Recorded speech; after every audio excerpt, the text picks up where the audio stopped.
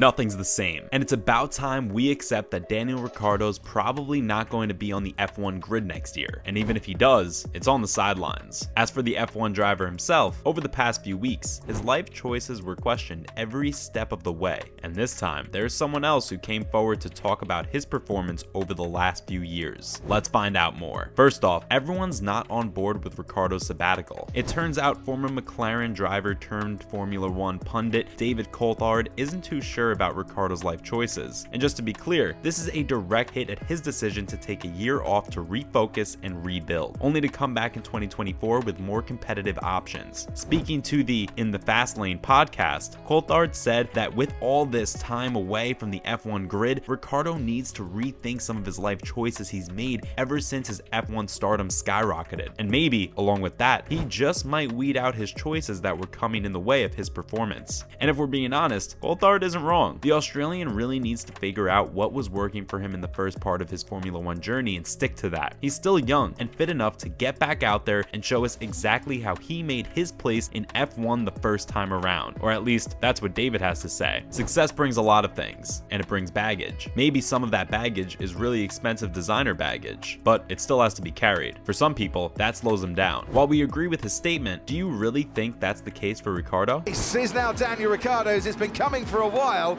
Seemed to have more straight line speed with that DRS. It's worth. Following up, here's how Daniel Ricciardo marked his place in Formula 1. Rewind back to 2018, and the brand Ricciardo basically multiplied after he left Red Bull Racing, with the Australian boasting several blue chip sponsors based in Australia and internationally. Not only that, but he also started a high-profile collaboration with Barossa Valley winery St Hugo, and Ricciardo's been pretty involved in producing and releasing wines under the DR3 label every year. Plus, he's been spending a lot more time in the United States, especially after he's expressed his affinity for the country pretty publicly. In fact, he's even got a house in California. Having said that, Coulthard seems to think maybe he's just more focused on his wine business or spending more time in America or something along those lines. Either way, something has changed, and it's exactly what's holding him back and why we haven't seen that absolute honey badger performance that we've loved for years. Moving on, Ricciardo's sprawling business interests outside Formula 1 are all about his trademark on-track style and obviously his likable personality, along with a bunch of other attributes that made him infallible right until he switched to McLaren. We're not going to lie, his popularity among F1 fans isn't the same, and Coulthard seemed to think that the F1 driver can't rely on the banked goodwill of his past performances forever. After all, it's about time we see something like that again. It's obviously been pretty painful to see him struggling like that at McLaren.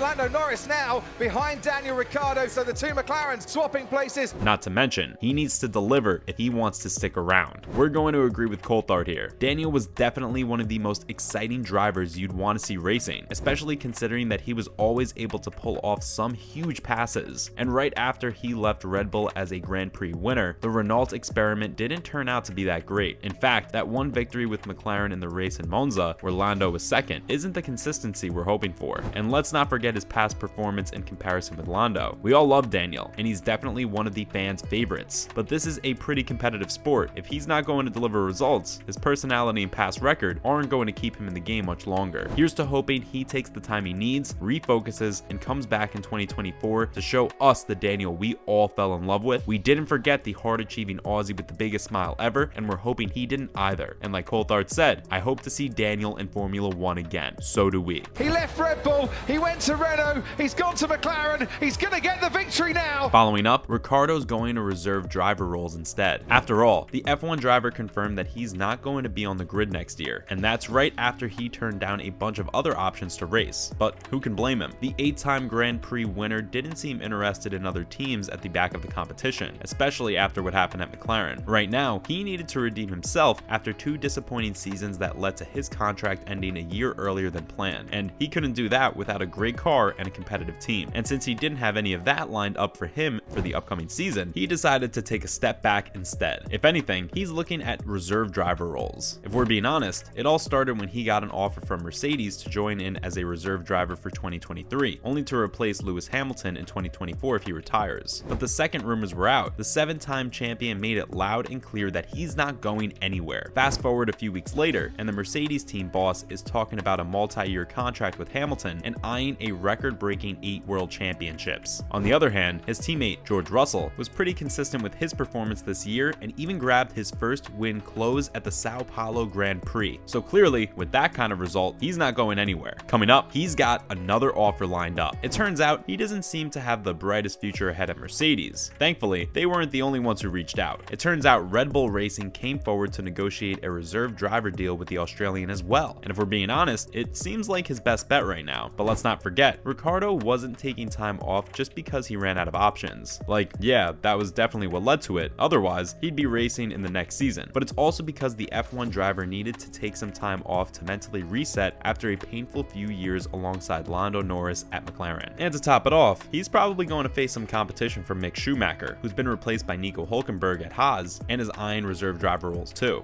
As for the Australian, a Red Bull deal would have him make a sensational return to the team with whom he spent some of his best years at Formula 1. Let's not forget the 7 Grand Prix victories right in the middle of 2014 and 2018 that came in from Red Bull's junior scheme. In fact, right after his first lap retirement in Brazil, in what seemed to be his penultimate F1 race for the foreseeable future, Ricciardo says that a deal isn't on the way yet. And when reporters asked if he's anywhere close to deciding his future at F1, the Australian said that there is nothing confirmed or even close to a deal yet. In fact, he's got nothing new to tell us. We tried quite long as a collective to try and make this work. Up next, is Red Bull a done deal? Well, at least that's what fans think. But when reporters asked Ricciardo the same question, he said he's up for negotiations and stuff. But there's nothing going on right now. And even if there was, he'd let his fans know because he's got nothing to hide. We're not gonna lie, that's pretty disappointing to hear. And we want to believe that Ricciardo's just hiding the truth for now until the formalities pan out. But you never know. It looks like we gotta wait to find out. As for Marco, he confirmed in Brazil that Ricciardo definitely had a few discussions with Red Bull, but insisted that the agreement's only gonna cover a 2023 reserve role with the team that's going to expire when he returns to racing in 2024. And that's what happens in these cases anyways. A reserve driver is basically a simulator driver, and they're going to have a bunch of promotional appearances without the team making a fixed commitment regarding a racing cockpit. Regardless, whenever the deal is confirmed, a seat with Red Bull's sister team, AlphaTauri, seems to be the future for Ricciardo if he decides to make a comeback 2024. Finally, Ricciardo needs to come to a final decision.